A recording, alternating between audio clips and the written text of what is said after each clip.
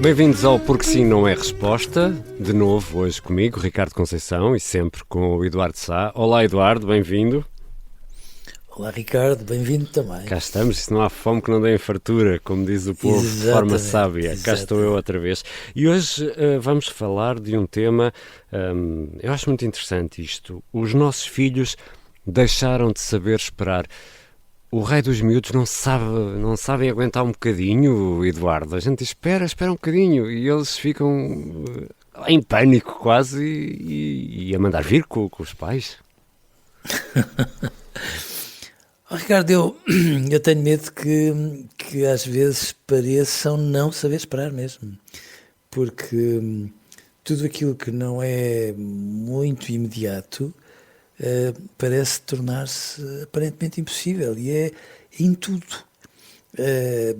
Eu, com alguns adolescentes, sinto muito isso, porque quando eles não têm logo os resultados que procuram, partem do pressuposto que se não têm logo os resultados que procuram, eles são impossíveis e, portanto, nem vale a pena continuar a investir. E mesmo em relação aos sonhos, ou àquilo que acontece nesta altura do ano, em que muitas vezes não é preciso escrever ao Pai Natal, enfim, mas se quiser, eu acho lindíssimo, aliás. Claro. Mas em que é preciso fantasiar, enfim, dizer assim mesmo qual é o meu maior desejo e como é que eu hei de, enfim, convencer a minha mãe e o meu pai a entrarem nesse desafio, e isto de poderem sofrer um bocadinho quando esperam, mas ao mesmo tempo terem a determinação, a perseverança de lá ir, que faz com que depois as conquistas tenham outro sabor, e depois de uma primeira conquista assim, é natural que depois se perceba que se calhar os desejos são todos possíveis, só depende da forma como os configuramos e depois da maneira como somos capazes de lutar por eles, mesmo que aparentemente só estejamos a esperar. Mas isto acontece muito pouco. Eu acho que, obviamente, a responsabilidade fundamental é dos pais, porque os miúdos tornam-se muito imediatistas. Exato. E isto funciona só contra eles. Eduardo, e esse imediatismo que, no fundo, nos ataca a todos nós estamos a padecer desse mal, diria, mas prejudica o sonho, prejudica a criatividade, essa ânsia de ter as coisas de forma imediata. Nisso, seguindo essa linha de raciocínio do Eduardo, no fundo, impede-nos de sonhar e de criar cenários, não é? Sim. Ricardo, sabe o que é mais assustador? É que, sem que nos estejamos a dar conta, mesmo quando só falamos dos nossos filhos, por mais que muitas vezes tenhamos um funcionamento razoavelmente idêntico, é que nós estamos demasiado a viver no aqui e agora. E o amanhã parece sempre longe demais. E isso é uma coisa meio estranha, porque de repente, sem querermos, estamos a alimentar um pouco a ideia de que se calhar eles não têm futuro, ou o melhor do mundo não é necessariamente o futuro, ou se nós o queremos construir, temos que ter também a humildade de perceber que ele não se constrói de um dia para o outro, mas é um pouco como a arquitetura e a engenharia. Se desenharmos um projeto com os pés na terra e a cabeça na lua e trabalharmos muito para ele, chegamos lá. E portanto, é mesmo isso. Às vezes parece que sonhar é mais ou menos supérfluo. E eu fico preocupado, sabe? Porque às vezes eu pergunto aos adolescentes, quando estou a falar com eles, às vezes estamos a falar de carreiras e o que é que eles querem fazer amanhã e depois da manhã, e há sempre meia dúzia deles, muito mais do que eu gostaria que houvesse, que às vezes, raspando alguma insolência, me dizem assim, mas sonhar é preciso para quê? E eu fico sempre de alma completamente feita em fanicos, percebe? Porque como é que eu lhes hei de explicar que se eles não sonharem, ao contrário daquilo que imaginam, não estão a viver? Pois é que o mundo não é feito de zeros e uns, não é? Não, o mundo... Não. Nós não somos binários, nem o mundo é binário, e isso retira tutano, retira sumo à vida, não é? Sim. Eu às vezes...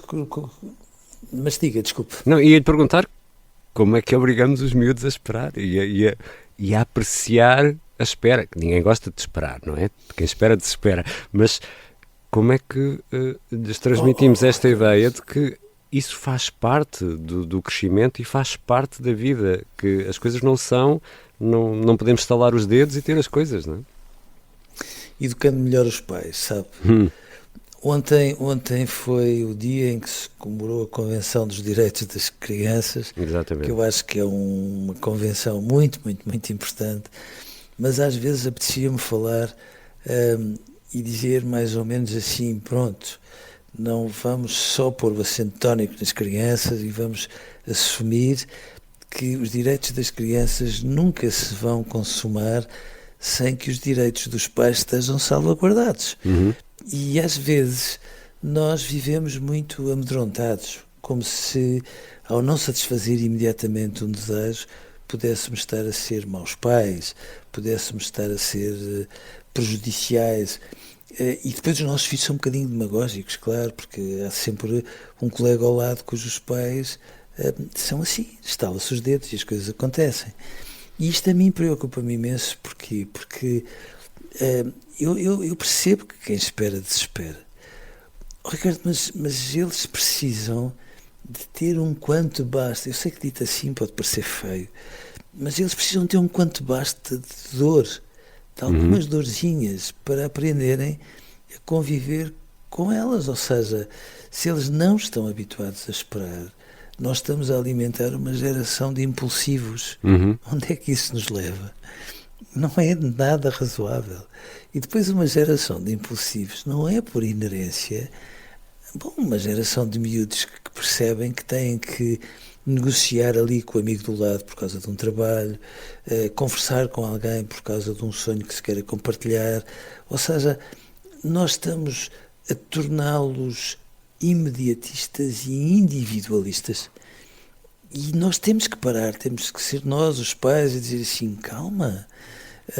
E por isso é que eu acho que é bom que nós falemos dos direitos dos filhos, mas era muito bom que disséssemos aos pais, os pais têm direito de se ver livres de tutoriais e de sites e de webinars e de coisas do género, que estão sempre a consumir, sempre na ânsia de serem melhores pais com uma fórmula simples, fácil e que está ao alcance de todos, porque é assim que as coisas são vendidas, e que possam perceber que quanto mais os ensinam a ter um quanto basto de espera, só um quanto basto, não é mais do que isto, mais os ensinam a crescer felizes. E os pais vivem ao contrário. Ricardo, porque é sempre aquela ideia de que os meus filhos não podem zangar-se, nem podem ficar um bocadinho tristes. Não podem sofrer um bocadinho, não é? Exato, porque senão não são felizes. Não.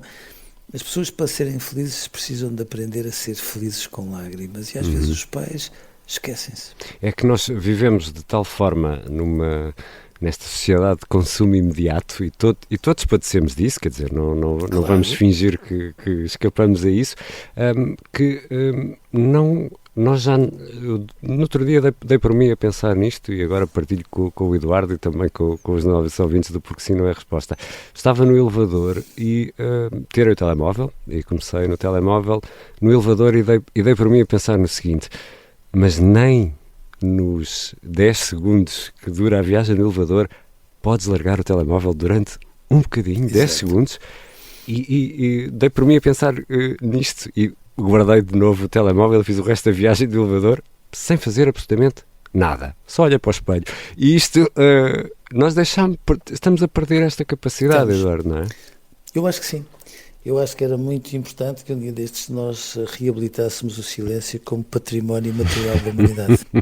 Sim. Porque quando se lê, isto de entrarmos numa história e de pensarmos e de sentirmos a história e de a vivermos com o silêncio, é aquilo que nos permite ali andar a passear por tudo o que é intimista na nossa vida. E às vezes estas relações descartáveis, a vida descartável, está-nos a transfigurar. E nós somos muito melhores do que isso, somos muito mais capazes do que isto. Mas, de facto, quando as coisas têm que ser vividas no imediato, é como se nós estivéssemos sempre a alimentar uma angústia de morte, como se nós estivéssemos sempre a dizer é melhor vivermos hoje, porque provavelmente podemos não ter amanhã. Isto é que é um absurdo. Não faz sentido. Eduardo, obrigado. Só estes 10 minutos para mim já valeram quase como uma viagem de elevador. Cuidado, sem rede de telemóvel. Já sabe que eu por mim me obrigava a estar todos os dias. Não me deixam, Eduardo, não me deixam. Eduardo Sá, muito obrigado, porque sim, não é resposta todos os dias na Rádio Observador, ali por volta de 5:15 e sempre disponível em podcast. Um grande abraço, Eduardo. Outro para si.